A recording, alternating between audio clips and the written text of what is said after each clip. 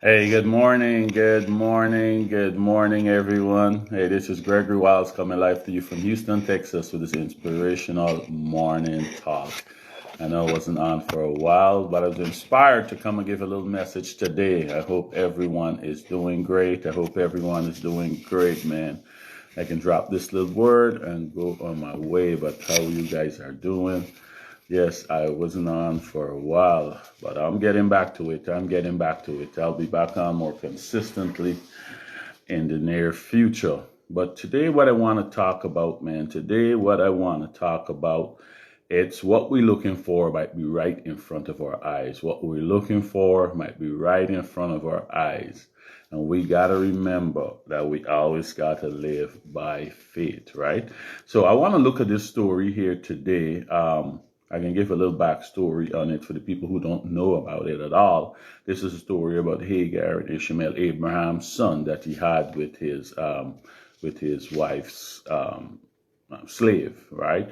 Because remember, God gave Abraham the promise that he can give him this child, but he was, it was taking a little long to come. And his wife said, "Man, I'm getting old. I'm close to 90. You close to 100. Like God gonna, forget his promise. Why don't you take my maid and make a child with him, and maybe that's the child that we're gonna be blessed. We can call it our child." But after the woman get pregnant, she got a little attitude now with the mistress. She get a little attitude, and she ran away. The mistress started to put pressure on her, and she ran away. When she ran away, angel of the Lord told her, "No, go back to your mistress and submit to her," and told her, "I'm gonna make your descendants great," and tell her what you're gonna do with that child, even though that's not the promised child.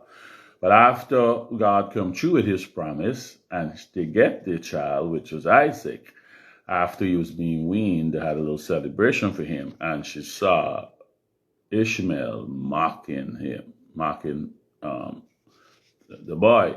So she tell Abraham, "Get rid of her and her son. Get rid of her and her son. We got the promised child here right now. Get rid of them." Abraham didn't want to do it, but then God tell Abraham, "Do what Sarah said, because Isaac is the promised child. I'll take care of him. I'll take care of him." So I'll pick it up from there. I'll pick it up from when Abraham sent them away. When Abraham sent them away, there's a nice piece of nugget to the end of this that I want to focus on, right? And pick it up when Abraham sent them away. This is Genesis 21, 18 through 19. Genesis 21, 8 through 19.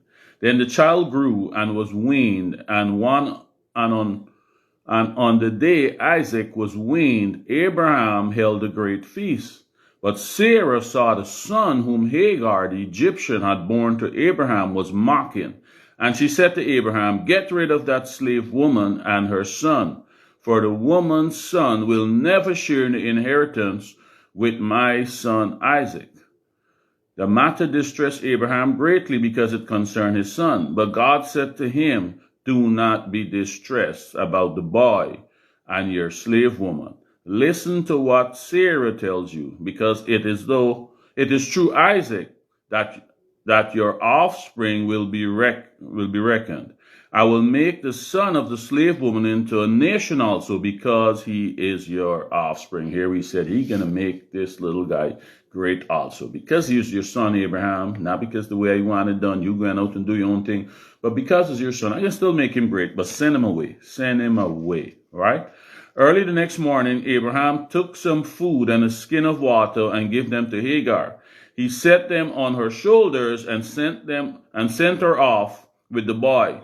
She went on her way and wandered in the desert of Beersheba.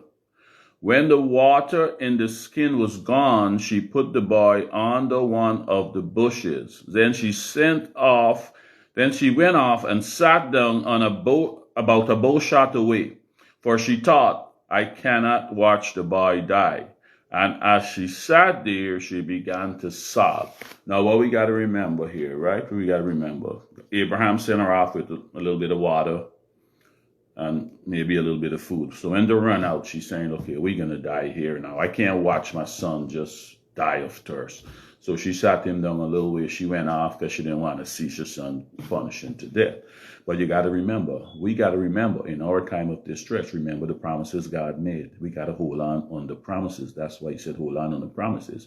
Remember up here, he already said he can make this guy a great nation because because he's Abraham's son. He told her when she ran away that her descendants can be great, and this guy you're pregnant with right now, he's going to be great and all that, right?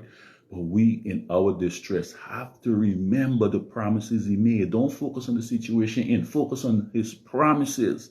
Focus on his promises. So let's see how this story goes. No water in the desert. She don't want to watch him die. She sat him down and went off, right? So God heard the boy crying, and the angel of God called to Hagar from heaven and said to her, "What is the matter?" Now, that's a strange question. You see my child die. We don't have no water. You're asking me what's the matter? What's the matter, Hagar? Do not be afraid. God can always tell us that. Do not be afraid. This question might sound like a foolish question. What's the matter? When my child is dying, you ask me what's the matter. No, it's not a foolish question. He asks me, what's the matter? What are you really crying for? What am I crying for? I got to watch my child die? No, you don't. Because I already said I can make this guy a great nation. And if you hold on that promise, you know you want to die right now. You know you want to die. So that's what we're going through, our struggles. We got to hold on these promises. He said he'd always be with us and never forsake us, right? He tells us the righteous shall never be forsaken. He said, I turn all things together for good for those who love me. We got to remember these promises. So when we're going through our situation, Janet Belgrave, thank you for watching. When we're going through our situation, we can hold on the promise to get us through, right? So God heard the boy crying, and the angel of God called to Hagar from heaven and said to her, "What is the matter, Hagar?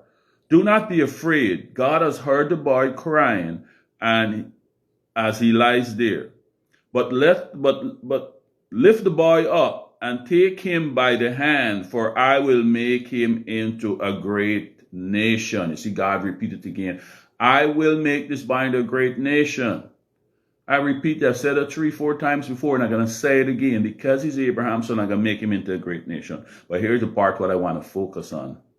This is the part I want to focus on. I just give the whole story because this is what I want to focus on. This is Genesis 21. I want to focus on 19. Here what happened. Then God opened her eyes, and she saw a well of water. So she went and filled the skin with water and gave the boy a drink. A well was right there. Then God opened her eyes and she saw the well of water. There have other cases in the Bible when God opened people's eyes spiritually and to see, get a peek into the spiritual realm and see what's going on. Lots of other parts. But this was a physical well. This was a physical well. But because she was so wrapped up in the situation, thinking she and her son is going to die, I don't want to watch my son die, she didn't see the well. She didn't see the well that was right there. So, because she didn't hold on to the promise. She didn't hold on to the promise. God saying to make this guy a great nation. Right? She didn't see the well because she get wrapped up and she's sobbing and get all worried and she didn't see the well. So when God opened the well is right in front of her. So she was prepared to die and let her son prepare to die when the very thing they need, water, was right in front of them. So I'm saying to some of us today, the thing we need is right in front of us. But because we missed the promise, because we forgot the promise, and we don't trust God, we are not seeing the very thing that we need for existence. We are not seeing the very thing that we need for a breakthrough. And it's right in front of us. So I'm saying, calm down. Focus on the promise. He said, I'll never leave you nor forsake you. He said, the righteous shall never be forsaken. He's saying, I can work all things together for good for those who love me. He got all these promises we need to hold on when we're going through our situations, no matter how bad it look, right? And we're going to make it out, right?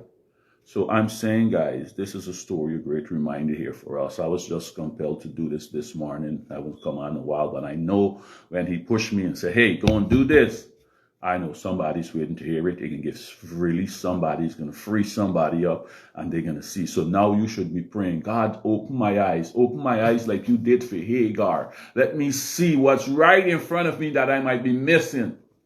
Open my eyes. You did it for Hagar, you can do it for me. Because God is the same today, yesterday, and tomorrow. He did it for her, he could do it for you. Open your eyes so you could see what you're missing. All right, guys? So that's why he said, there's a lot of scriptures in the Bible say this, but I got Habakkuk 2:4 saying, see, the enemy is puffed up. He desires, his desires are not upright, but the righteous person will live by his faithfulness. The righteous need to live by faith.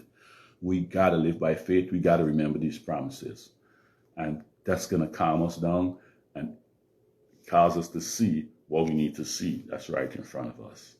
All right, guys, remember this story about this man, righteous man. He was praying to God for a financial breakthrough. He was praying to God for the financial breakthrough. And all of a sudden, his house burned down. And he said, God, man, I'm praying for increase and you decreasing me. How are you going to take my house away from me right now? And I just praying for increase, but you decreasing me. And when he went to build, when he went to rebuild, Marcy Wiles, good morning, good morning. When he went to rebuild his house and the digging for the foundation, there lies under his house that he owned for a lot of years. It was a lot of treasure right under his house. A lot of gold and stuff, money, everything was right under there. The increase he was praying for was right there. He was sitting on it, walking on it, and he did not know it was there. So I'm saying the very thing that you need might be right in front of you, might be sitting on it, you might be touching it every day, but you don't recognize it because we lost the faith in our situation that we're going through. Righteous shall live by faith. So no matter how bad the situation gets, you know God is still on the throne. He's still working for you, and we got to believe that. All right, guys, I'm going to leave that there. I'm going to try and be a little more consistent, but hope this reached the person that it is for. I know it was great for me, a great reminder for me also. So thank you, guys, and we'll talk again another day. Okay, bye.